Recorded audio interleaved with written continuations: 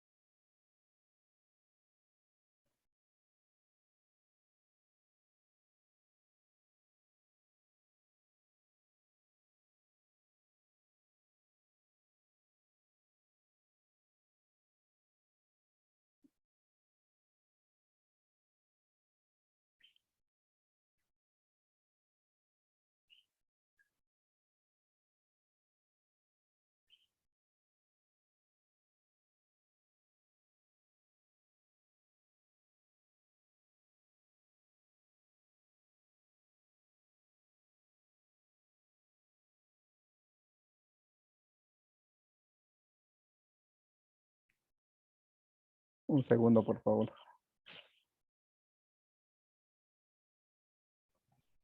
Bien, Magíster, en lo que Magíster acá nos está colocando su presentación, vamos a aprovechar para poderles compartir que ya los participantes pueden realizar sus consultas de las notas de las actividades de aprendizaje en la opción de calificaciones que se encuentra dentro de la plataforma, ¿verdad? Ya nos encontramos ya próximos a finalizar nuestro diplomado.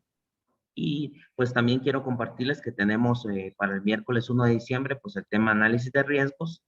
Para el miércoles 8 tenemos infraestructuras críticas y vamos a tener una actividad de cierre. Para el 15 de diciembre estaremos entonces teniendo una videoconferencia. Ya les estaremos pasando más información para que ustedes puedan conocer el cierre que estaremos entonces teniendo de nuestro diplomado. Previo a ello, pues estaremos entonces siempre comunicándonos por el canal de WhatsApp, ¿verdad? También estaremos subiendo la información en la plataforma y pues con ello compartiendo para que ustedes puedan conocer entonces todas las actividades que tenemos para previo a finalizar nuestro curso. Creo que estamos por acá ya con el magíster. Vamos a Ven mi dar pantalla, acá perdón. bien. Se puede observar correctamente, magíster. Acá Muchas estamos gracias. viéndola en vista de moderador. Vemos Ok. su presentación. Voy a tratar de cambiarla entonces. Muy bien.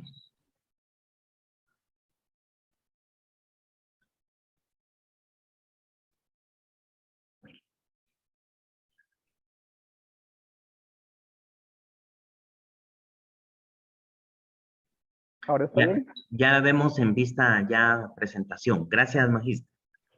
Muchas gracias. Pues como habíamos hablado, vamos a ver el tema de operaciones en el ciberespacio. Antes que nada, pues eh, tengo que tomar en cuenta que esta es una actividad puramente educativa y académica, por lo que los puntos de vista que se puedan tratar acá, pues van a ser únicamente atribuibles a mi persona. Vamos a tratar esta agenda que primero tenemos una breve introducción, unas definiciones, luego operaciones cibernéticas propiamente y posteriormente vamos a ver lo que es el manual de Tallinn. Tenemos unas conclusiones y al final una serie de preguntas y respuestas. Para ello vamos a poder indicar de que como introducción, esta definición me pareció bastante adecuada. Es de Héctor Gómez Arriagada, en donde dice que las ciberoperaciones implican intencionalidad, voluntades contrapuestas y el enfrentamiento en el ciberespacio con fines militares. Esto lógicamente es lo que distingue, dice, a las actividades o las operaciones de ciberdefensa con otras actividades como la seguridad informática o las operaciones de información. En pocas palabras, estas son enfocadas prácticamente a operaciones militares en el ciberespacio. Es necesario también que podamos entender hay algunos términos y que tengamos claro las definiciones. Estas definiciones fueron tomadas de una iniciativa de ley que se encuentra en el Congreso de la República, ya pasó una primera lectura y es la que hasta el momento, bueno, han habido varias respecto a ciberdelitos y seguridad informática en el Congreso, pero esta es la que más lejos pudo llegar.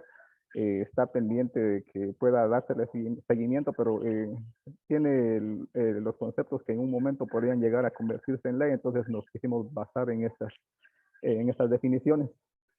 Vamos a ver lo que es la ciberdefensa, y dice que son todas aquellas políticas, estrategias, planes, procedimientos y técnicas encaminadas a proteger al Estado con el objeto de minimizar amenazas, riesgos y otros desafíos a través del ciberespacio.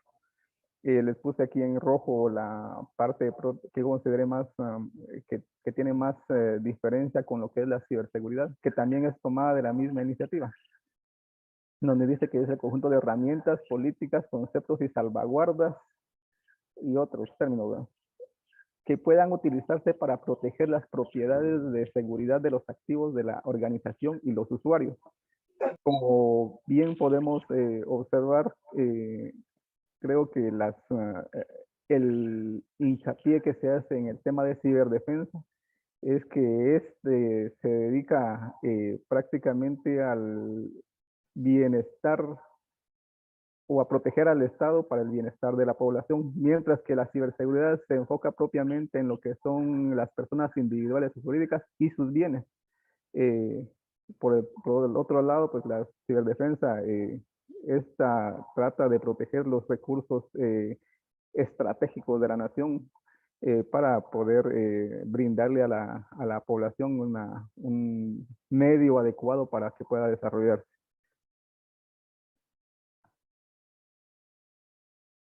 También tenemos lo que es el ciberespacio, también tomada de la misma fuente, en donde indica que el ciberespacio es el ámbito creado a través de la interconexión de sistemas informáticos o sistemas que utilicen tecnología de la información y las comunicaciones. Prácticamente son personas, procesos y tecnología, ¿verdad? Los tres pilares que componen este espacio alterno y que podemos utilizar para tanto fines de manera individual como a través de procesos institucionales que puedan apoyar al desarrollo de la nación. También tenemos lo que es algunas definiciones como lo que es infraestructura estratégica e infraestructura crítica. Está también tomada de la misma fuente y dice que son en cuanto a infraestructura estratégica, son instalaciones, redes, sistemas, equipos físicos sobre las que descansa el funcionamiento de los servicios esenciales. Al marcar sobre los servicios esenciales, entendemos que son los que necesita la sociedad para poder desarrollarse, dígase salud, seguridad y educación y otros. En cuanto a la infraestructura crítica, son aquellas instalaciones, redes, servicios, equipos físicos de tecnología de la información. Esto es importante. Cuya interrupción o destrucción tendría un impacto mayor en la salud, la seguridad y el bienestar económico de los ciudadanos. Entonces, entendemos que la infraestructura crítica es aquella que soporta el funcionamiento de la infraestructura estratégica y que por lo tanto debe de ser protegida para que las personas puedan, como dice en el texto, puedan tener salud, seguridad y el bienestar económico. Tenemos lo que es el Catálogo Nacional de Infraestructura Estratégica, que dice que es la información completa, actualizada, contrastada e informáticamente sistematizada. Esto ya se refiere, pues, lógicamente, una base de datos de todas esas infraestructuras importantes para la nación y que, lógicamente, tienen una infraestructura de tecnologías de información que debe de protegerse. En ese sentido, pues, esa es la tarea de la unidad de ciberdefensa del ejército.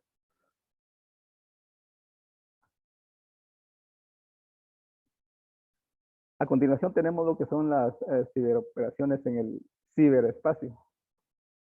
Entonces, esto está tomado de un acuerdo ministerial, el 028-2020, de fecha 6 de agosto de 2020, en donde en su artículo 1 indica que el Comando de Informática y Tecnología, además de las funciones establecidas en el acuerdo ministerial número 31-2019, que se refieren al reglamento del comando, desempeñará las correspondientes al Centro de Respuestas a Incidentes Cibernéticos, las que serán realizadas de conformidad con este acuerdo ministerial. Y en el artículo 2 dice que la misión del Centro de Respuestas a Incidentes Cibernéticos será la de conducir operaciones cibernéticas para la protección de infraestructura crítica. Ahí ya vamos amarrando tanto los conceptos que habíamos visto anteriormente con la parte propiamente que nos faculta como batallón de ciberdefensa para efectuar ese tipo de operaciones. A ese respecto, pues existe un acuerdo gubernativo en donde se crea el Comando de Informática y Tecnología.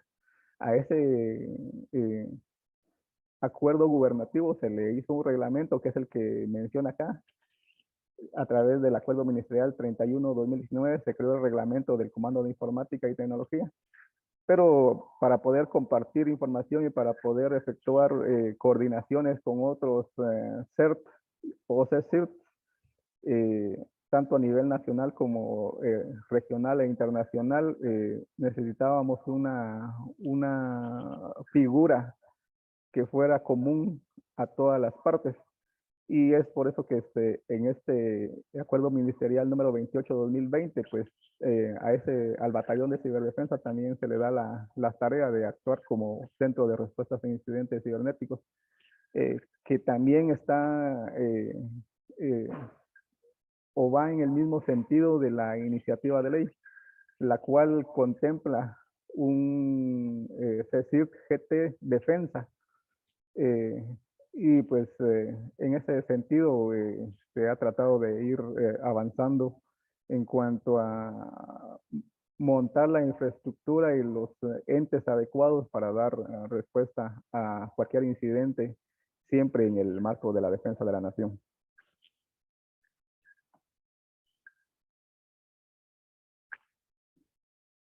Vamos a pasar ya propiamente a lo que son las operaciones en el ciberespacio.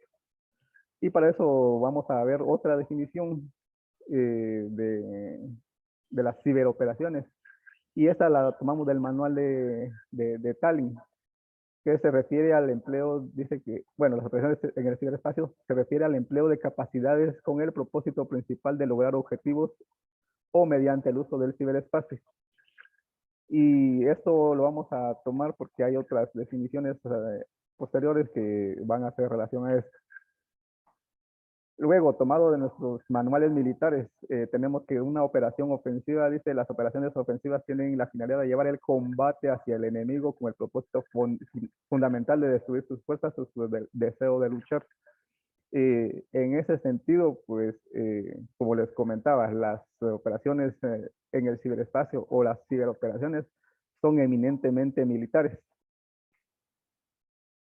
Esa es lo que, como decía en el inicio, eso es lo que distingue a una ciberoperación de otras tareas como la ciberseguridad. En cuanto a las operaciones defensivas, es el empleo de todos los medios y métodos disponibles para evitar, resistir o destruir un ataque enemigo.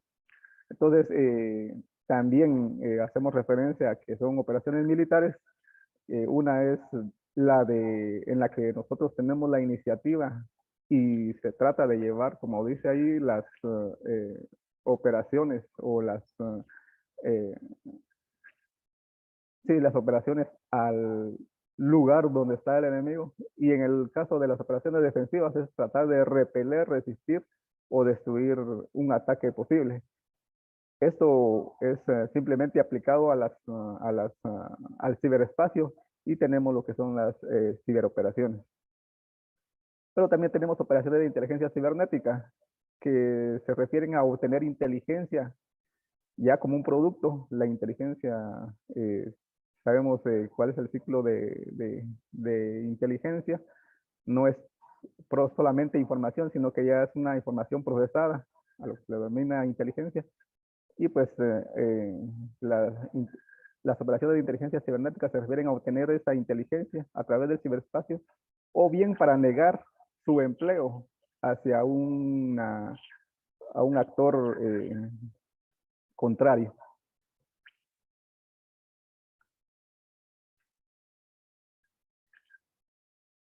Para poder entender adecuadamente este tema, tenemos que reconocer algunos puntos clave.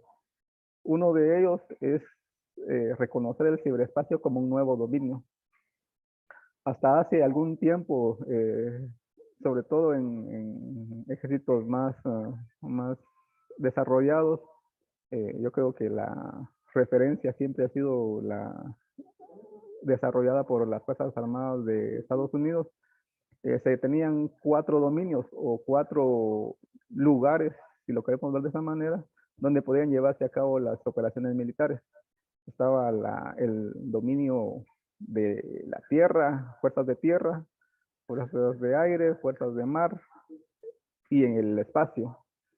Sin embargo, desde hace un tiempo para acá, pues es necesario reconocer el ciberespacio como un nuevo dominio, es un nuevo campo de acción en donde se pueden llevar a cabo las operaciones militares. A ese respecto, pues la doctora Lani Kass, directora del Air Force Cyberspace, el espacio no es una misión, dice, ni una operación, es un escenario estratégico, operacional y táctico. Ella pues reconoce en ese sentido de que no es, o sea, para llevar a cabo una operación cibernética no es simplemente una actividad que se lleve esporádicamente como parte de de otra operación en otro de los dominios, sino que es propiamente un dominio en donde se deben de desarrollar esas tareas. Y eso lo vamos a ir entendiendo más adelante conforme el desarrollo del tema.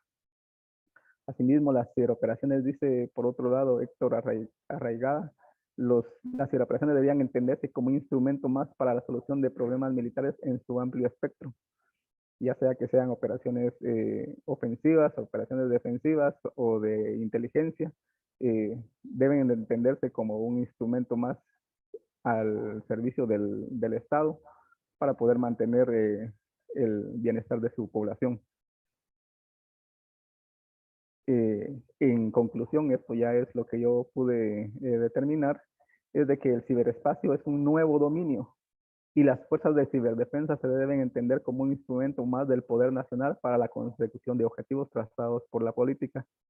Y su inclusión en la planificación de operaciones conjuntas es de suma importancia. Si bien es cierto, digamos, en un escenario de defensa se debían de tener en cuenta operaciones terrestres, operaciones aéreas, eh, eh, se debía también de tener una planificación conjunta con lo que son las operaciones cibernéticas. Para ese sentido, pues es, como les había comentado anteriormente, importante reconocer al ciberespacio como el nuevo dominio o un nuevo campo de acción en donde se puedan llevar a cabo acciones militares. Me da mucho gusto de que poder compartir con un grupo de muy distinguidos profesionales, y en ese sentido pues creo que es importante resaltar el hecho de que la defensa de la nación no es una tarea exclusiva del ejército. Si bien cierto, el ejército de Guatemala es la fuerza permanente al servicio de una nación para poder defenderla, propiamente las acciones de defensa es una tarea de todos los guatemaltecos y debería ser entendida de esa manera. Nosotros no somos un ente extra, no somos un ente aparte, somos parte de un todo, parte de la nación, y como les digo, la única diferencia es que nosotros somos la fuerza permanente, pero en ese sentido, para una tarea de ciberdefensa, que es el tema que nos preocupa hoy, considero que las distintas instituciones, tanto gubernamentales como privadas, son importantes para un escenario tan complicado y tan diverso como es el uso de la tecnología y el uso del ciberespacio para la defensa de la nación.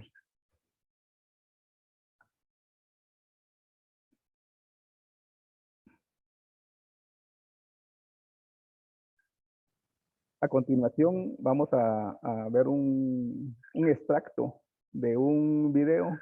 En el material de referencia les había dejado un archivo de texto en donde se encuentra un link que tarda aquí 42 minutos, creo. Es bastante enriquecedor.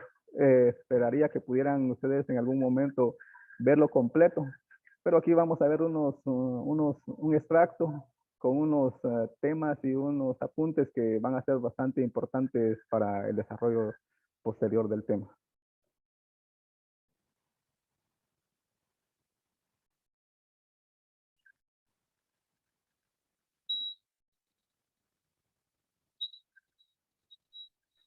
Perdón, Magíster, no logramos escuchar el audio. Ok, déme un segundo a ver si encuentro aquí cuál es el inconveniente. Muy bien, muchas gracias, Magíster. Quería comentarle, en la parte superior va a encontrar una barra de opciones. Hay 3 puntitos. En Sí, ellos, al seleccionarlos, despliega la opción de compartir audio de la computadora. sí, ya lo tengo.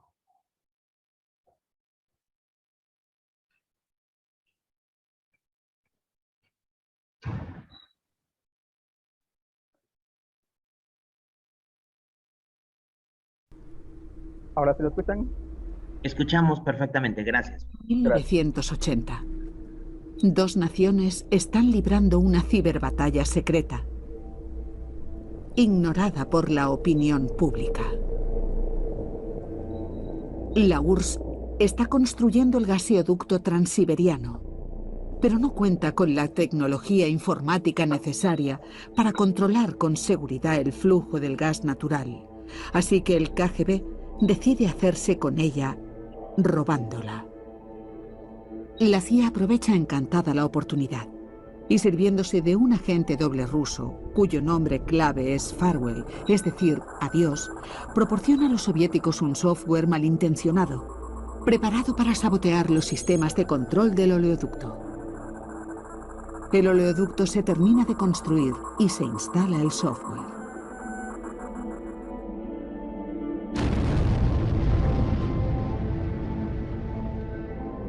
En abril de 1982, el Mando Norteamericano de Defensa Aeroespacial detecta una formidable explosión que sacude el paisaje siberiano. Es la mayor explosión de naturaleza no nuclear que se haya visto nunca desde el espacio. Una enorme sección del oleoducto queda destruida y se detiene el flujo de gas natural. La URSS pierde miles de millones de dólares en ingresos, así como el control de los mercados energéticos europeos.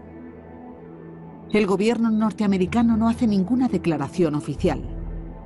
3 años después, el agente Farewell fue ejecutado. A diferencia de las armas convencionales, las armas cibernéticas no traen escrito su remitente. Cuando alguien te bombardea, puedes mirar al cielo y ver qué bandera llevan pintada los bombarderos. ¿Y sabes quiénes son? Con las armas cibernéticas no es así. El mayor obstáculo con el que nos encontramos es que la gente no cree que pueda ocurrir un ataque grave, y eso significa que esperarán hasta que se produzca.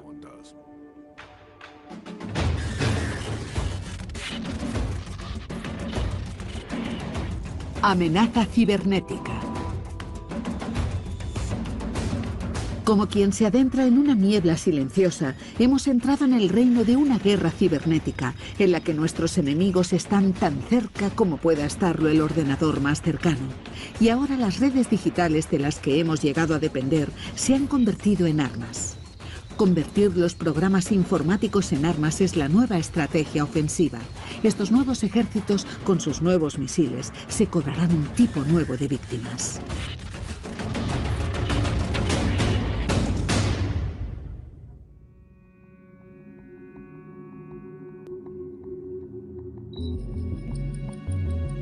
Si tuviésemos que elaborar una lista de los países más vulnerables a un ciberataque, Estonia, una pequeña nación báltica, probablemente ocuparía uno de los primeros puestos.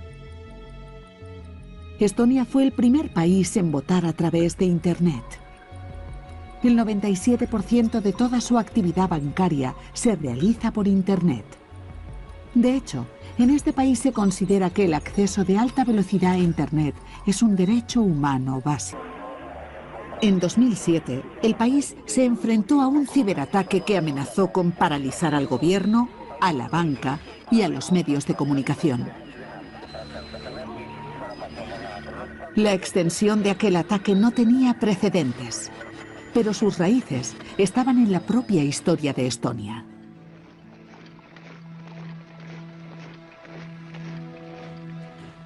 Durante la Segunda Guerra Mundial, los soviéticos entraron en Estonia, derrotando a los nazis y ocupando el país. Si solo hubieran expulsado a los alemanes, habría estado bien. pero decidieron quedarse y no fue una experiencia agradable. Los soviéticos enviaron a cientos de miles de rusos a vivir en Estonia. Casi de inmediato, erigieron un monumento en la capital para conmemorar a los caídos rusos en la lucha contra los nazis. Para los rusos trasladados a Estonia, el monumento era un homenaje al patriotismo. Para los estonios nativos, no era más que un símbolo de ocupación y opresión de su país. En 1991 la Unión Soviética cayó y Estonia fue por fin libre. Pero aún quedaban en el país cientos de miles de rusos. En 2007, el gobierno estonio aprobó un plan para trasladar la estatua soviética del centro de la ciudad a un cercano cementerio militar. Cuando la decisión se hizo pública, se disparó el resentimiento de los rusos locales, que, animados por infiltrados procedentes de Moscú, empezaron a amotinarse. Allí había cientos, quizá miles de personas. Acudió la policía. Se cerraron calles. Hubo peleas, revueltas, rotura de escaparates.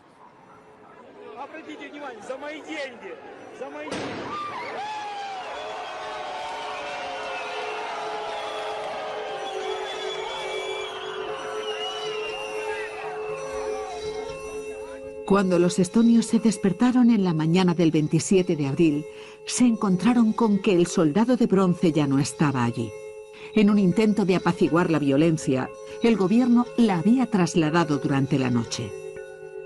A las 9:42 de esa misma mañana, empezó a ocurrir algo extraño. Las páginas web gubernamentales comenzaron a colapsarse y el acceso a la banca online se bloqueó. Y entonces tuvo lugar el ciberataque. La gente buscaba noticias en Internet, pero las páginas de noticias se habían caído. Inmediatamente notabas que algo iba mal. Todo el mundo supo en cuestión de segundos que algo iba mal. Decían, ¿sabes algo? ¡Ay Dios! ¿Qué está pasando? Estonia estaba siendo víctima de un DDoS, o ataque distribuido de denegación de servicio. En algún lugar, una red de ordenadores furtivos estaban atacando a servidores de importancia crucial en Estonia.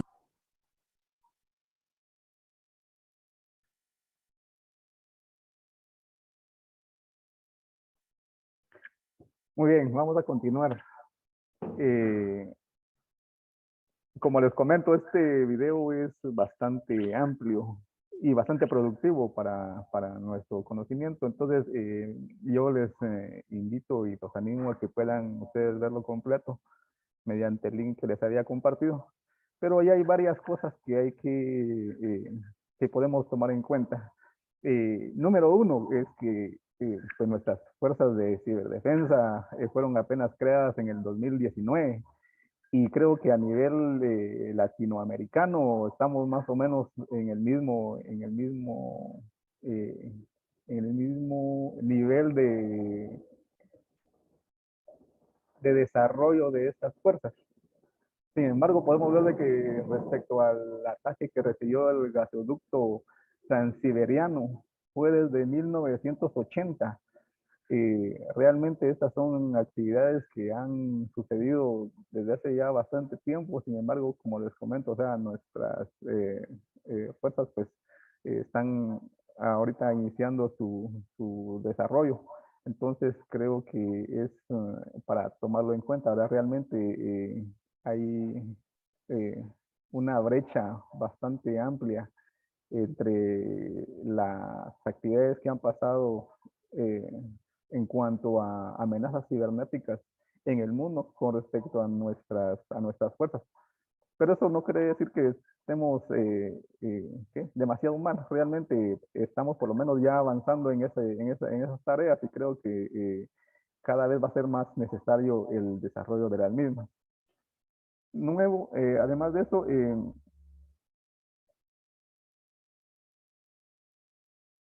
hay un tema que mencionan ahí y que dice que en ese caso del gasoducto transiberiano,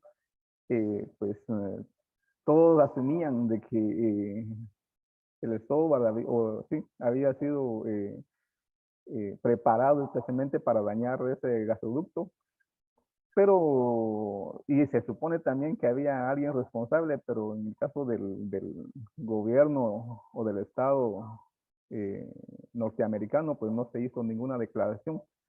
Nunca se supo si efectivamente ellos habían sido o no. Todos asumen que sí, pero no, ¿verdad?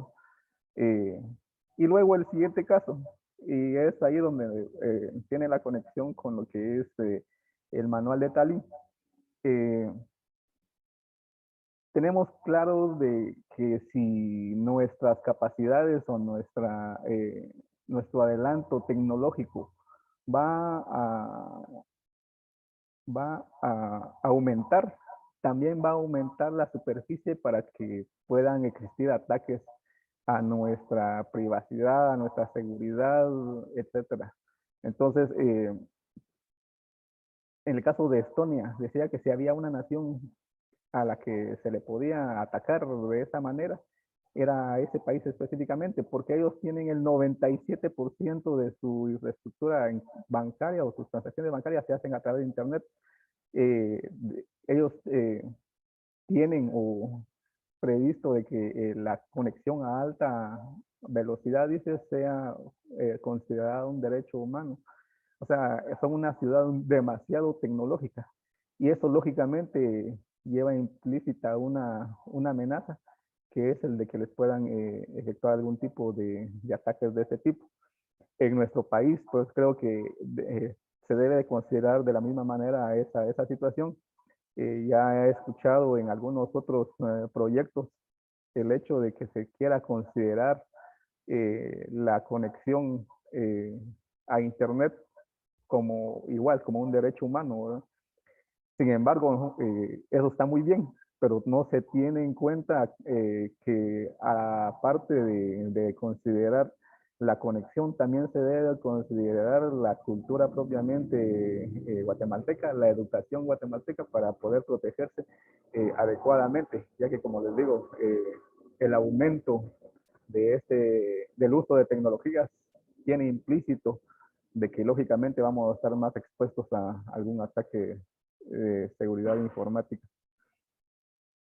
También en el caso del evento que sucedió en Tallinn, es la capital de Estonia, a raíz de ese ataque que sufrió a sus infraestructuras, fue a partir de eso que se creó un centro de excelencia, le llaman ellos, en donde se trataron de establecer los mecanismos y la parte propiamente legal sobre el uso de las ciberoperaciones, o cuál sería el entorno adecuado para poder desarrollar ese tipo de operaciones y lógicamente para poder protegerse. En ese sentido, pues, Siciliano. en ese sentido, el hecho de que se haya movido esa estatua del soldado soviético, que era un tema que no tenía nada que ver con lo cibernético, pues propició un ataque masivo. Entonces, creo que algo que encontré ahí entre las referencias de internet es esta diapositiva que ustedes tienen ahorita en su pantalla. Y tenemos ahí varias notas y un pequeño resumen de algunas actividades de ataques cibernéticos que se han registrado en algunos lugares. Por ejemplo, en el primero tenemos de que dice que en 2003 Taiwán recibió un posible ataque del que culpó a las autoridades chinas. En Estonia, pues lógicamente es la tarea o es el ataque que pudimos observar en el video. También Estonia culpó a las autoridades de Rusia. En Georgia, en 2008, durante la anexión que hizo Rusia de un territorio, se produjeron ciberataques. También, bueno, ahí no dice que se culpó, se supone, ¿verdad? Pero dice por parte de Rusia hacia sitios gubernamentales. En Irán, en 2010, un software o malware denominado Stuxnet dañó las centrales atómicas de Irán. Igual, Irán acusó a Estados Unidos de su autoría. En Canadá, en 2011, en enero de 2011, dice, las autoridades canadienses pudieron determinar de que fueron víctimas de un ciberataque de máquinas instaladas en China. También se los puse ahí en rojito porque vamos a ver la situación más adelante. Y en 2012, en Medio Oriente, el software denominado Flame fue detectado por Kaspersky en varios países de Medio Oriente. Se supone que el objetivo principal de este software era poder hacer inteligencia, obtener información de un área tan caliente como es el Medio Oriente. De esas notas que tenemos aquí en la pantalla, podemos determinar, número 1, que un ataque cibernético es bastante difícil de poder determinar su autoría, ¿sí? Como podemos ver ahí en las notas, culpó, se supone, acusó, se especula, pero no hay a menos que el autor propiamente diga o se atribuya el ataque, se puede determinar quién fue. Y ni siquiera de esa manera, porque alguien puede hacer o atribuirse una situación que haya sido meramente un accidente o algo por el estilo, pero es bastante difícil determinar la responsabilidad o determinar la autoría de un ataque cibernético. De la misma manera, en el caso del ataque que sufre Canadá, es desde máquinas, dice, instaladas en China. A ese respecto vamos a ver ya posteriormente en el contenido del manual de DALI, que pues el hecho de que una máquina esté instalada en un país específico no implica de que ese país efectivamente haya lanzado un ataque cibernético, porque sabemos bien cuáles son las capacidades digitales al momento, y en una máquina incluso gubernamental puede salir un ataque, pero no precisamente quiere decir que ese gobierno o ese país esté realizando un ataque, sino que puede estar siendo usado por algún otro ente. Entonces, a todo esto, pues creo que de todo esto que hemos visto hasta el momento, redunda lo que es la importancia de conocer el manual de DALI, porque como les comento, este manual, el objetivo primordial es poder sentar una base legal, de cómo utilizar las operaciones cibernéticas y lógicamente cómo poder defenderse de ellas. A este momento considero para creo que podemos tomar unos minutitos de descanso, Lick, no sé cómo lo ve. Sí, Magister, podemos tomar ahorita, no sé si usted nos indica si considera que podemos tomar unos 15 minutos para iniciar de nuevo a las 10. Sí, creo que está adecuado el tiempo, y en el siguiente espacio sí ya vamos a ver lo que es propiamente el contenido del manual de DALI. Gracias. Muy bien. Entonces vamos a solicitarle a nuestros participantes que por favor podamos tomar un receso para poder considerar ahí si un tiempo oportuno de 15 minutos, y estaremos regresando entonces de nuevo a las 10 de la mañana para continuar con el tema del manual de DALI. Así que por favor, tomamos entonces el receso de 15 minutos y estamos regresando a las 10 de la mañana. Muchas gracias.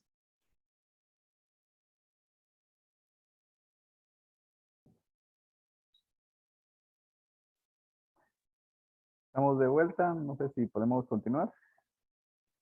Gracias, Magíster. Lo escuchamos acá en la transmisión de la videoconferencia. Muchas gracias. Muy bien, entramos entonces de lleno a lo que es el contenido del manual de Tallinn.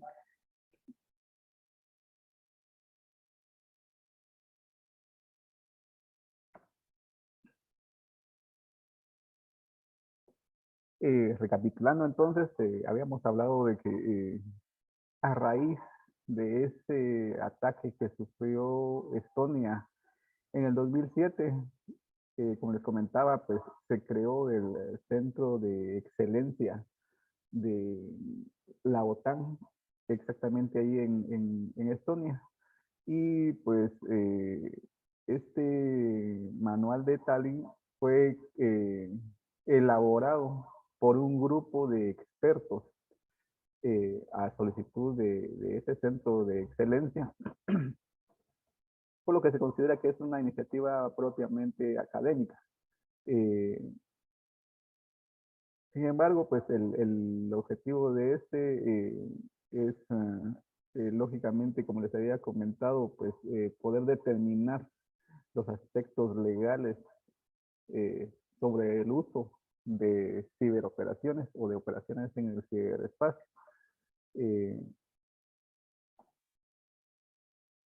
A esa situación, entonces, en el 2013 fue la primera publicación de ese manual y trataba sobre el derecho internacional aplicable a la guerra cibernética.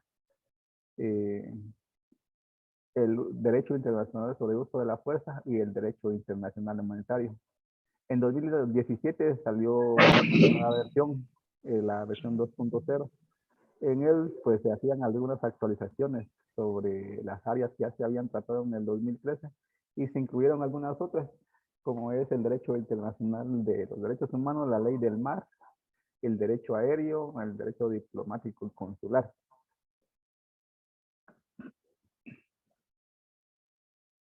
Tenemos lo que es el alcance del manual de Tallinn y tal como lo expresa en el alcance propiamente del manual, indica de que examina el derecho internacional que rige la guerra cibernética. Abarca tanto el jus ad bellum, que es el derecho internacional que faculta recurrir al uso de la fuerza por parte de los estados como instrumentos de política, y el jus in bello, que es el derecho ya propiamente en el desarrollo de las operaciones.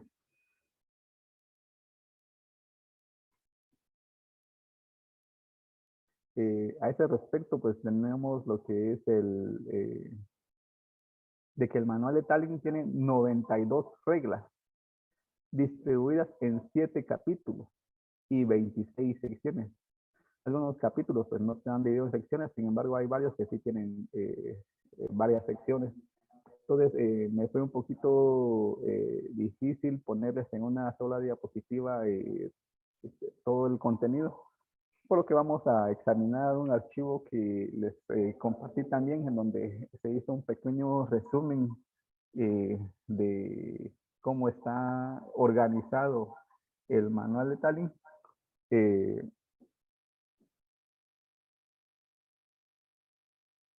Y para eso vamos a ver este archivo.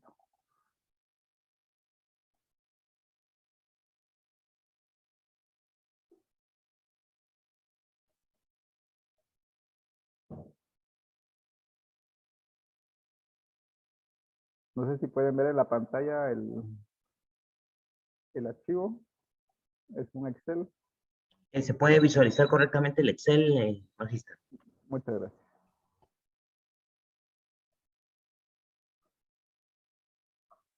Vamos a ir más que todo examinando de manera general de qué trata cada uno de las reglas, y posteriormente ya en las diapositivas vamos a ver algunas que yo consideré que eran como que las que llaman más la atención y donde podría haber más debate. Y de hecho hay una serie de, de ponencias en las que todavía no, o sea, en este caso, digamos, el descargo de responsabilidad que hace el grupo de expertos es que en la mayoría de las reglas dice, el grupo de expertos por unanimidad indican tal cosa. El grupo de expertos estuvo dividido. Por una parte, había un grupo que decía que tal cosa y otro grupo, o sea, ni siquiera en el caso de ellos, pues pudieron llegar a una conclusión así tan exacta. Entonces, como les comento, la parte esta del uso de medios cibernéticos para realizar operaciones es bastante difícil de tratar. Sin embargo, pues hasta el momento, este manual es la mayor referencia respecto a la legalidad y adecuación del uso de operaciones cibernéticas. Entonces tenemos que en el capítulo 1 trata lo que son la conducta de los estados y el ciberespacio. Tenemos en la sección 1 lo que es la jurisdicción y control. En esta sección tenemos un tema bastante, como le digo, bastante difícil de tratar, como es la soberanía. A ese respecto hablábamos de las máquinas instaladas en China con las que atacaron a Canadá. Vamos a ver ya en las diapositivas, esta está en las diapositivas. Pero el tema de soberanía en el ciberespacio es bastante difícil de tratar, ¿verdad? No es como un escenario de los tradicionales. Sabemos que si, digamos, para cada estado existe un territorio y los que tienen salida al mar, pues tienen un mar territorial sobre el que tienen plena jurisdicción. Sin embargo, en cuanto al ciberespacio, un ataque usando recursos en la nube va a ser bastante difícil de determinar a quién corresponde la jurisdicción y a quién corresponde la soberanía. Entonces, esto es uno de los temas más desarrollados y más discutidos en todos los ámbitos, ¿no? No solo en este caso, digamos, para el grupo de expertos que elaboró el manual de Tallinn, sino que también para otros expertos y para otros grupos ha resultado bastante difícil de poder determinar, como les comento, el tema de soberanía, jurisdicción. En la sección 2 tenemos la que es responsabilidad del Estado, y esto va bastante amarrado, sobre todo porque algunas de las dudas que plantea la parte de jurisdicción y soberanía son respondidas a través de la responsabilidad del Estado. También lo tenemos en las diapositivas, entonces las vamos a tratar con detenimiento posteriormente. En el uso 2 tenemos el uso de la fuerza, que es la provisión de amenazas o el uso de la fuerza. Excepto, como dice ahí más adelante, en casos de necesidad, ¿sí? También es un tema bastante difícil de tratar. Tenemos lo que es la autodefensa y las acciones de las organizaciones gubernamentales. En el capítulo 3 trata lo que es la ley del conflicto armado en general, lo que es la aplicabilidad de la ley del conflicto armado, las limitaciones geográficas. Ahí se ven todas las partes relacionadas con plataformas pertenecientes a una nación, pero que no están físicamente unidas a la nación, como pueden ser las plataformas petroleras, los aviones, los barcos, submarinos o alguna otra forma donde haya tecnología y que pertenezcan a un estado, pero que no estén directamente dentro de las cercanías físicas del estado. ¿Cómo caracterizar un conflicto armado internacional? uno no internacional, la responsabilidad penal de los comandantes y superiores. En la sección, en el capítulo 4, está dividido este sí, tiene 9 secciones. Cada uno de ellos trata temas específicos. En la sección 1 tenemos lo que es la participación en conflictos armados, siempre aplicado a lo que son las ciberoperaciones, los ataques en general, los ataques contra personas, contra objetos, medios y métodos de guerra, la realización de los ataques, las precauciones ya para poder proteger a personal no combatiente, uso indebido y espionaje, los bloqueos y zonas. En el capítulo 5 se tratan los que son propiamente determinar a personas, objetos y actividades que pueden ser blanco de un ataque o que no, o que están exentas de ellas, por ejemplo, personal médico y religioso, instalaciones, material y unidades de Naciones Unidas, las personas detenidas, protección de niños, protección de periodistas, instalaciones que contienen fuerzas peligrosas, objetos indispensables para la supervivencia de la población civil, los bienes culturales, el entorno natural, los archivos, la protección de los archivos y comunicaciones diplomáticas, eso siempre dentro del ámbito del derecho internacional, el castigo colectivo y la asistencia humanitaria. En el capítulo 6 se trata el tema de la ocupación y cómo podría aplicar el tema de la ocupación. Vimos, por lo menos digamos, en el video de la presentación, que en este caso, digamos, durante el desarrollo de la Segunda Guerra Mundial, Rusia llegó a Estonia, expulsó al ejército nazi, pero ellos se quedaron ahí. En este caso se dio una ocupación.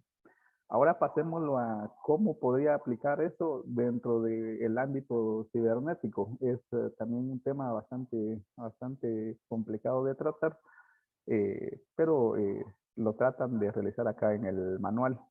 Por ejemplo, respecto a las personas protegidas en territorio ocupado, orden público y seguridad en territorio ocupado, seguridad de la potencia ocupante y la confiscación de bienes. El capítulo 7 está lo que es la neutralidad. Y ahí se tocan los temas de protección de la infraestructura cibernética neutral, las operaciones cibernéticas en territorio neutral, como les comento, es un ataque cibernético puede llevarse a cabo desde cualquier territorio, incluso alguien que no tenga participación en un conflicto, puede resultar que dentro de sus territorios se estén efectuando algunos ataques. Las obligaciones de ese territorio y la respuesta de las partes en el conflicto a las violaciones, neutralidad y acciones del Consejo de Seguridad.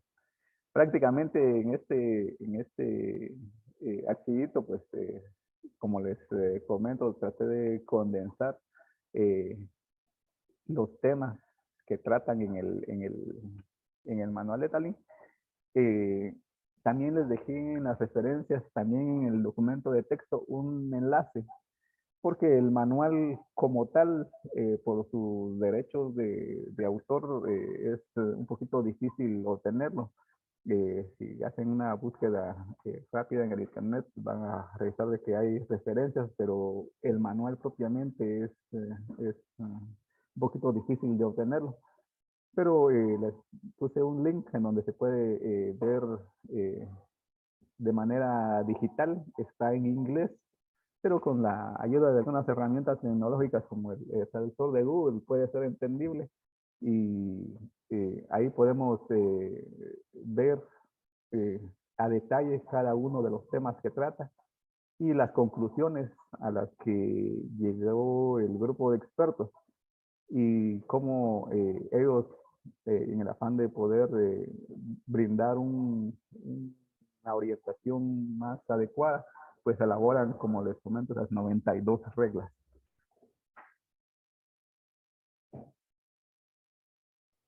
Voy a cerrar ahorita el archivito este. Está dentro de las referencias que les compartí. Y vamos a volver a la presentación.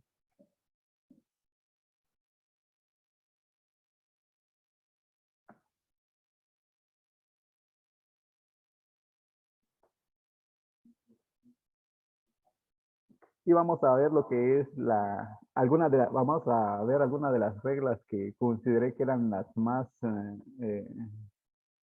no importantes, sino que las que implican un poquito más de complejidad en cuanto a su tratamiento. Y para ello vamos a ver lo que es la regla 1. La regla 1 dice, un Estado puede ejercer control sobre la infraestructura y las actividades cibernéticas dentro de su territorio soberano. En ese sentido, todos los países, vamos a hablar del deber ser, ¿verdad? Todos los países tienen una soberanía. Si no tuvieran soberanía, no fueran considerados estados independientes o un estado individual, ¿sí? Entonces, por lo tanto, eso no es solo un derecho, el derecho a ser soberano o independiente, sino que implica también una responsabilidad. En este caso, digamos, lo ven más desde ese punto de vista el grupo de expertos que elaboraron el manual de Tallinn, donde dice que un Estado puede ejercer control sobre su infraestructura. Está hablando propiamente de la infraestructura física. Entonces, si bien cierto, los temas como información o procesos en la nube es un tema bastante desarrollado al momento, no importando de qué país sean, siempre que esté dentro de mi territorio, yo debería de poder ejercer control sobre toda esa infraestructura y sobre toda esa información. Entonces, fue así como lo pudieron determinar el grupo de expertos, de que podían tener cierto control sobre algún tipo de operación indebida, haciendo uso de tecnologías de información. En cuanto a la regla 2, dice que sin perjuicio de las obligaciones internacionales aplicables, un Estado puede ejercer su jurisdicción sobre personas que realicen actividades cibernéticas en su territorio, sobre la infraestructura y extraterritorialmente, de acuerdo con el derecho internacional extraterritorialmente, como les comento, se aplica tanto a otras plataformas que son propiedad del Estado, pertenecen a un Estado, pero que no están directamente o físicamente sobre su territorio, hablándose, como les comentaba anteriormente, de aviones, embarcaciones y otro tipo de plataformas. Entonces, creo que lo importante de este tema es poder determinar que para poder tratar un tema tan complicado como lo es la soberanía, ellos o el manual de Tallinn lo ve como una responsabilidad en donde un Estado tiene la capacidad y la obligación de poder ejercer jurisdicción y soberanía sobre la infraestructura de tecnología de información que esté físicamente sobre su territorio. Entonces, esto nos va a servir para el resto de postulados. En cuanto a la regla 3, indica que la infraestructura cibernética ubicada en aviones, barcos u otras plataformas está sujeto a la jurisdicción o bandera del estado de registro, tal como lo habíamos especificado anteriormente, ¿verdad? si un barco o un avión tiene bandera de Guatemala, Guatemala tiene la obligación de poder controlar esa plataforma tecnológica. En cuanto a la regla 4, dice cualquier interferencia de un estado con la infraestructura cibernética de otro estado, ya sea en una plataforma o ubicado en alguna otra parte que sea de la jurisdicción de otro estado, goza de inmunidad soberana y constituye una violación de la soberanía si es que se llegara a interferir. En ese sentido, pues también le da o restringe a cualquier potencia o a cualquier otra nación el poder afectar la infraestructura tecnológica de un país, porque la interferencia lógicamente constituye una violación a la soberanía.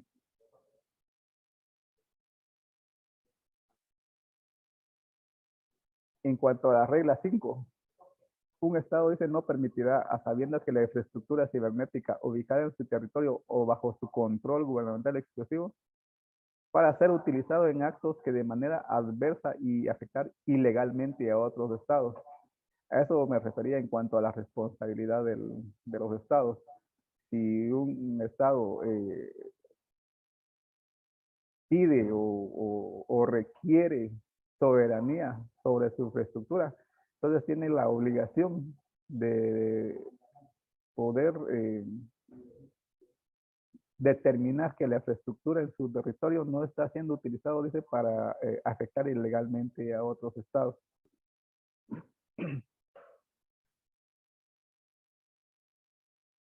La regla 7 dice, el mero hecho de que una operación cibernética se haya originado desde la infraestructura cibernética gubernamental no es evidencia suficiente para atribuir la operación a ese estado, que era lo que habíamos hablado anteriormente con respecto a las máquinas que dicen que estaban instaladas en China y que fueron utilizadas para atacar a Canadá.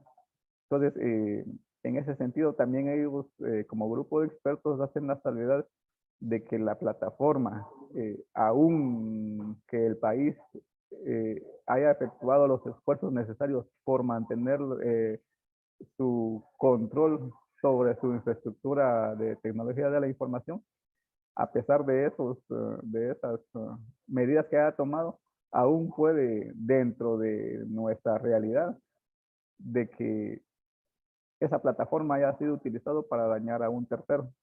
En ese sentido, pues también se reservan el hecho de que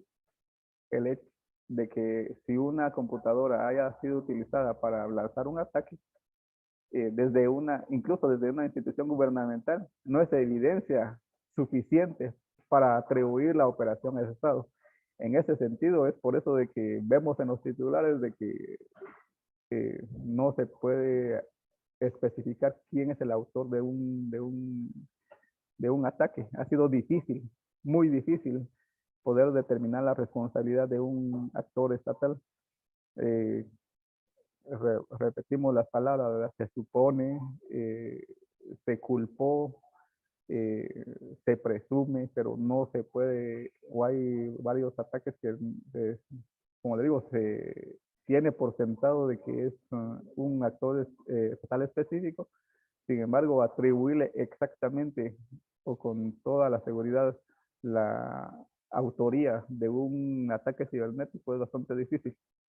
Entonces, los expertos hacen hincapié en eso de que el hecho de usar infraestructura de un estado específico no es evidencia suficiente para atribuir esa operación a ese estado.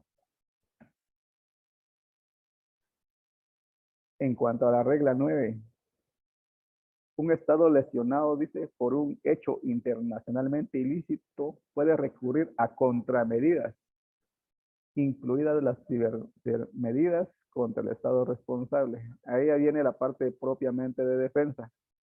Si yo país me siento afectado por una actividad ilícita, puedo recurrir a contramedidas. Aquí hay uno de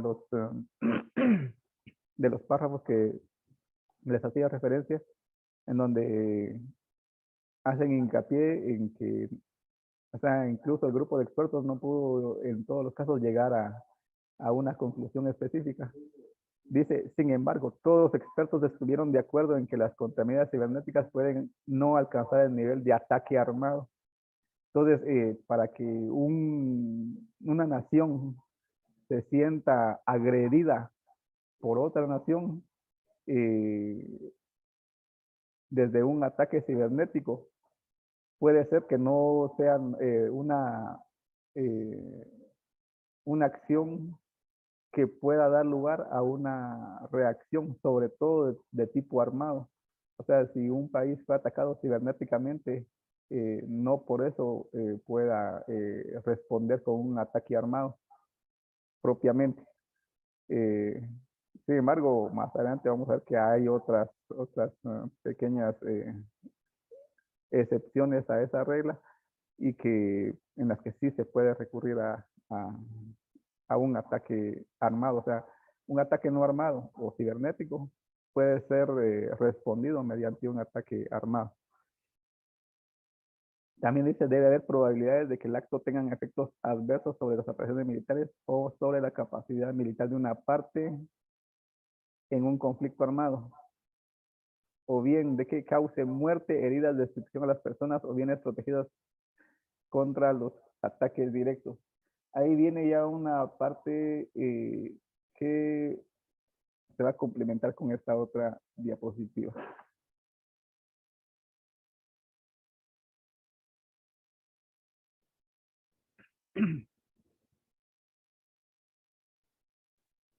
Que las acciones de legítima defensa se deben cumplir con dos criterios: necesidad y proporcionalidad. En ese sentido también es un tema bastante crucial y bastante debatido, cuál es o cómo poder justificar esos criterios, la necesidad y la proporcionalidad.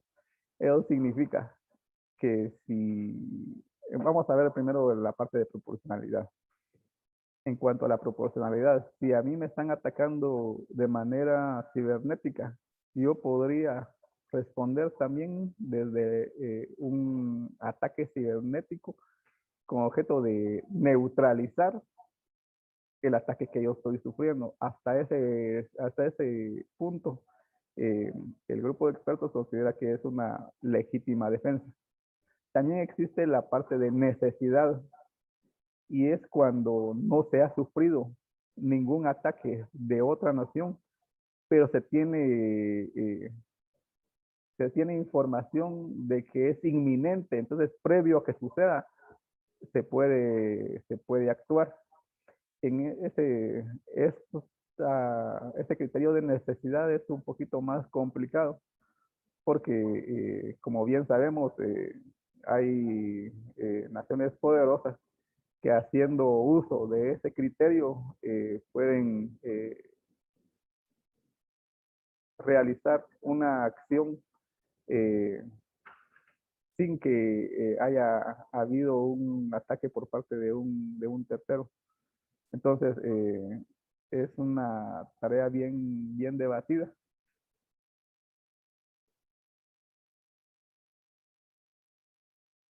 ¿Y cómo vamos a saber si es necesario o la necesidad, el criterio de necesidad es tan importante como para iniciar una acción? Pues tenemos que tener en cuenta un término bastante importante que se le denomina umbral de daño. Y ese umbral de daño se refiere a que debe de haber, para considerarse un ataque armado, cibernético, debe haber causar muerte, heridas, destrucción a las personas o los bienes protegidos. contra los ataques directos. Entonces, creo que ahí se despejan un poquito las dudas. Entonces, ¿cuándo puedo considerar yo que he sufrido un ataque armado cibernético? Cuando se ha causado muerte, heridas, destrucción o daño a los bienes que estoy protegiendo, o daños o bienes de las personas que estoy defendiendo. Entonces, en ese sentido, se puede ya aclarar un poco el panorama y saber cuándo es un ataque armado y cuándo no. Y a partir de eso, poder hacer uso tanto de las contramedidas, en el caso de una respuesta, o bien hacer uso, si es que el ataque es inminente, poder hacer uso del criterio de necesidad.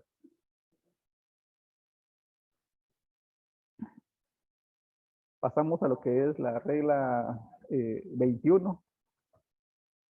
Como les comento, no son todas las reglas, son las que yo consideré que podían tener un poquito más de interés. Entonces, en la regla 21 indica que las restricciones basadas en limitaciones geográficas pueden ser particularmente difíciles de implementar en el contexto de la guerra cibernética, que era lo que estábamos hablando anteriormente. Un ataque que utilice computación en la nube, dice, los datos utilizados para enjuiciar el ataque de un estado puede ser replicado en servidores en varios otros estados. Pero aquí es otra parte donde también nos aclara bastante las dudas que podamos tener. Y si vemos la parte que está en negrilla y subrayada, dice que, pero solo refleja de forma observable en los sistemas donde se inicia y completa el ataque. Entonces, en ese sentido, ya se puede aclarar también una parte de la atribución de un ataque, en el sentido que va a ser, en este caso, el agresor sería el que inicia el ataque, y donde se completa el ataque sería el agredido. Eso significa que si yo tengo un servidor que está siendo utilizado sin mi consentimiento para poder realizar un ataque, en este caso pues yo quedo exento de mi atribución, no así de mi responsabilidad, ¿sí?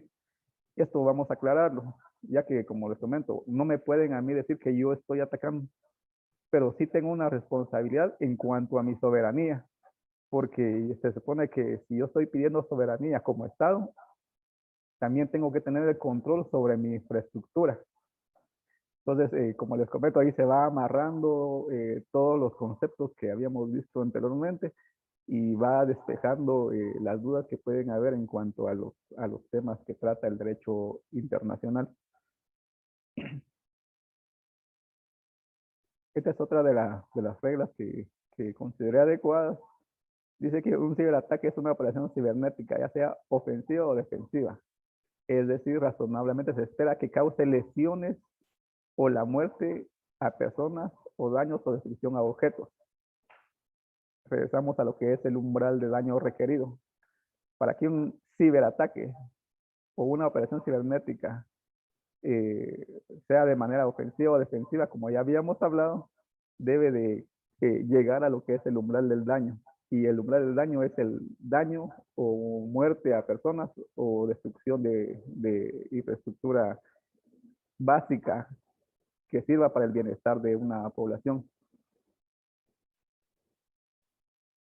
Como habíamos hablado, también las ciberoperaciones son operaciones de tipo militar. Entonces, también puede ser que tengan, cuando también tienen efectos adversos sobre operaciones militares o sobre las fuerzas militares, también es un ciberataque.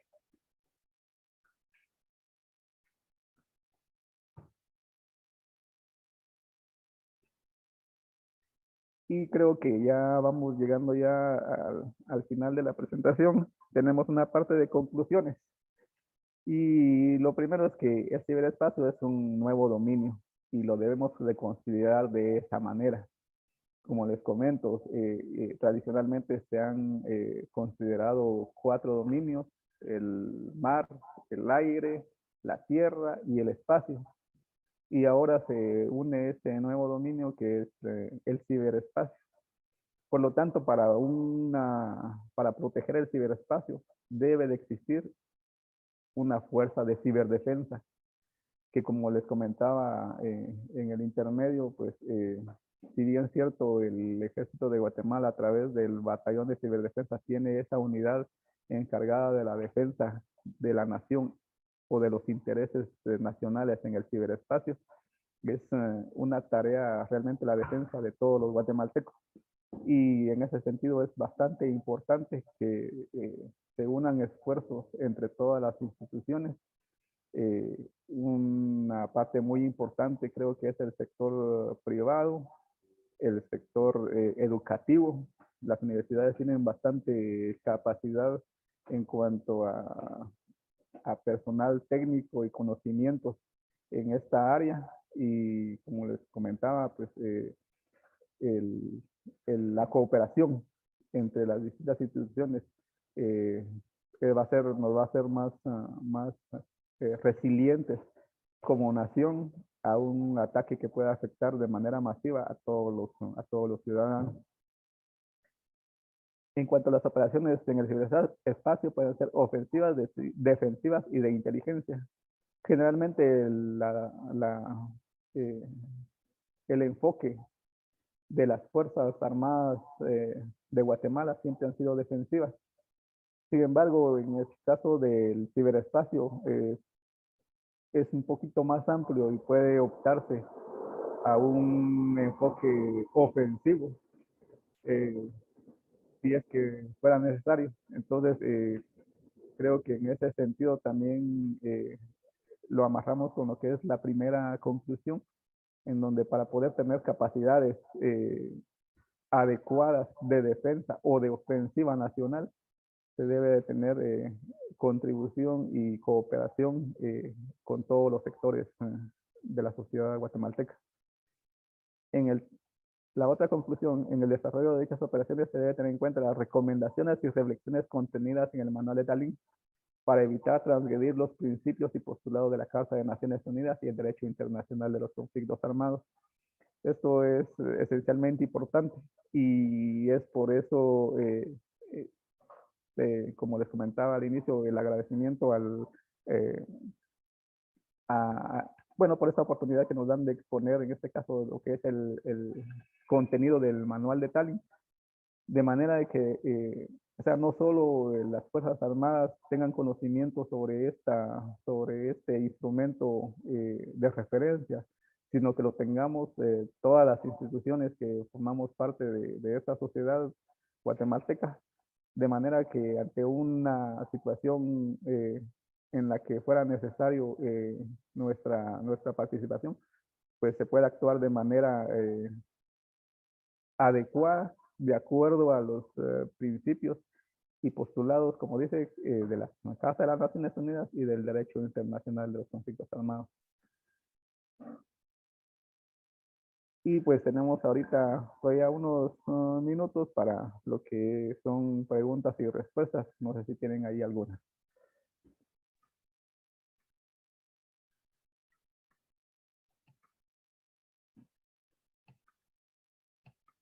Y muchas gracias, Magíster Fausto David Rumpich. Vamos a darle el tiempo entonces a nuestros participantes para que puedan exponer sus dudas, interrogantes sobre el tema y que las puedan trasladar entonces al Magíster Fausto David Rumpich. Así que por favor ya tenemos activo el audio para que ustedes puedan realizar sus preguntas. También pueden trasladarlas por medio del chat para que las podamos leer y así poder compartir entonces algunas de las inquietudes que tengamos sobre el tema el día de hoy. ¿Verdad? Aprovecho para agradecerle al teniente que el tema ha sido muy interesante y pues estaremos entonces en conocimiento acá de la información. Vamos a ver, por acá tenemos levantada la mano dice acá, Vale HDZ Duenas. Por favor, ¿puede activar su audio? Lo escuchamos. Sí, claro. Únicamente, coronel Rumpich, ¿el manual de Tallinn lo tenemos nosotros como referencia o lo estamos tomando como algo que sea obligatorio para poder accionar a través con las operaciones de ciberdefensa? ¿O se está haciendo algún tipo de acercamiento para que esto se vuelva obligatorio? Muchas gracias. No, de hecho, como les comentaba, esta es una iniciativa propiamente académica, promovida por el Centro de Excelencia de la OTAN, por lo que le sirve de referencia propiamente a la OTAN. Sin embargo, como les comentaba hasta hace unos momentos, esta es la mayor referencia que se tiene, ¿sí? No tiene ninguna vinculación de tipo legal. Sin embargo, despeja bastante de las dudas que se tienen al respecto y es, de hecho, la mayor referencia que se tiene y la que más aceptación ha tenido, digamos, dentro del ámbito internacional. Han habido varias iniciativas, sobre todo a nivel de Naciones Unidas. Hace algún tiempo tuve la oportunidad de presenciar una discusión sobre gobernanza de Internet. Hay varias iniciativas, como les comento, para poder reforzar o reafirmar algunos de los postulados del manual. Sin embargo, a lo interno de las Naciones Unidas siempre ha habido fuerzas contrarias. Por una parte, había habido una propuesta por parte de Estados Unidos, apoyado sobre todo por el hemisferio occidental, sus aliados prácticamente, y otra propuesta presentada por la Federación Rusa. Ese es otro tema también bastante amplio, ¿verdad? También apoyado por una gran cantidad de naciones, y al final de cuentas fue bastante difícil poder llegar a un acuerdo. Realmente a ese momento no se llegó a ninguna conclusión, no pudo haber una resolución que pudiera unir ambos criterios.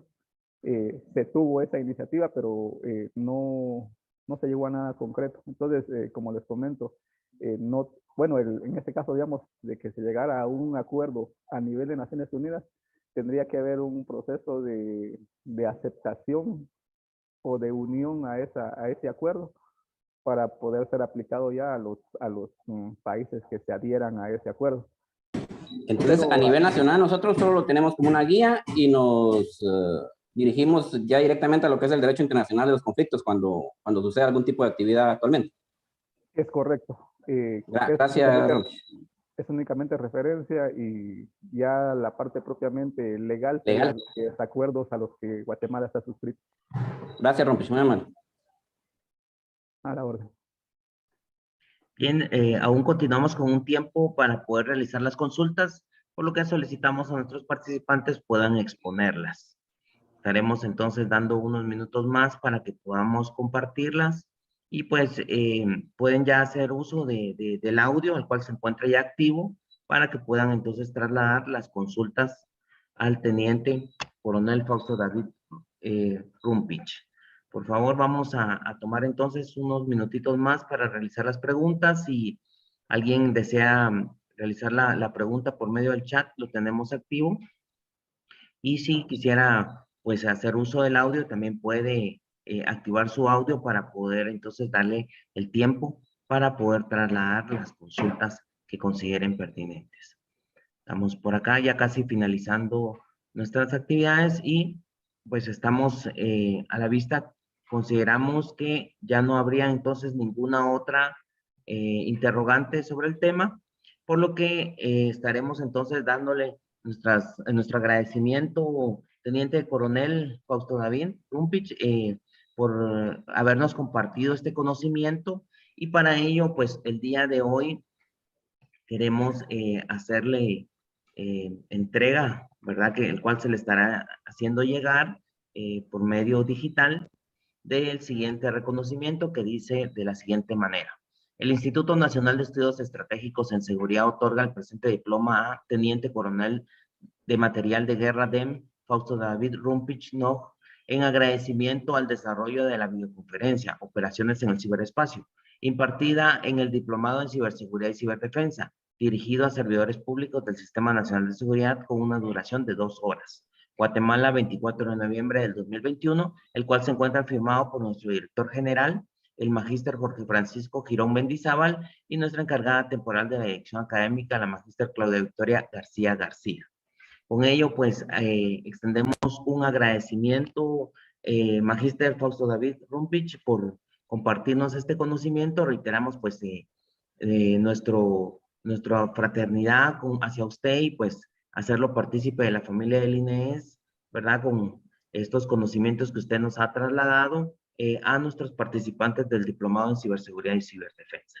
Con ello, pues, estaremos entonces finalizando la transmisión, ¿verdad? Y pues agradeciéndole a cada uno de nuestros participantes por haber compartido este tiempo para poder ir fortaleciendo entonces los conocimientos que se están integrando al Diplomado en Ciberseguridad y Ciberdefensa. Magíster, le dejamos un momento más por si desea despedirse acá de nuestros participantes. Muchas gracias. Realmente el agradecimiento es para el INES por la oportunidad que nos dan de poder exponer estos temas y de la misma manera expresarles nuestras más muestras de solidaridad, de compañerismo y pues hacerles patentes de que, como les comento, en temas tan delicados como estos, pues la cooperación y la coordinación entre distintas instituciones es sumamente importante. Gracias. Muchas gracias, magíster Fausto David Rumpich, y a nuestros participantes, pues les agradecemos por haber estado en la transmisión de esta videoconferencia y pues los esperamos en el próximo miércoles para la siguiente transmisión. Que tengan todos un buen día y les deseamos entonces el mejor de los días para cada uno de ustedes. Muchas gracias a cada uno. Buen día.